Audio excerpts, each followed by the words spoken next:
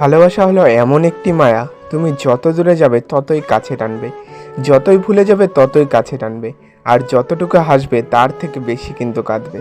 হ্যাঁ, এটাই হলো বাস্তব সত্য। মানুষ নামক স্বার্থপরদের মধ্যে কিছু মাত্রাহীনও আছে, যারা কারো কাছে শত কষ্ট পাওয়ার পরও আবার নির্লজ্জের মতো তার কাছেই ফিরে যায় নতুন করে কষ্ট পাওয়ার জন্য। হ্যাঁ, এরকম মানুষও কিন্তু পৃথিবীতে আছে। মানুষের সমগ্র অতীত তার চেহারাই কিন্তু লেখা থাকে, আর সেই লেখা যে পড়তে পারে সে মানুষটা কিন্তু হুড়হুড় করে তার অতীতটা বলে যেতে পারে। ভুল থেকে নতুন কিছু শেখার নিয়মই জীবন। যে ভুল করা থেকে কিছু শিখতে পারে সে বাস্তব জীবনে সফল হতে পারবে। যদি মানুষ তোমাকে শুধু তার প্রয়োজনে মনে রাখে এবং ব্যবহার করে, তো এর জন্য মন খারাপ করো না, বরং নিজেকে মহান ভাবে। কারণ তুমি মোমবাতির মতো, যখন মানুষের মন অন্ধকারে ভরে যায় তখনই কিন্তু তাদের তোমাকে বেশি প্রয়োজন হয়।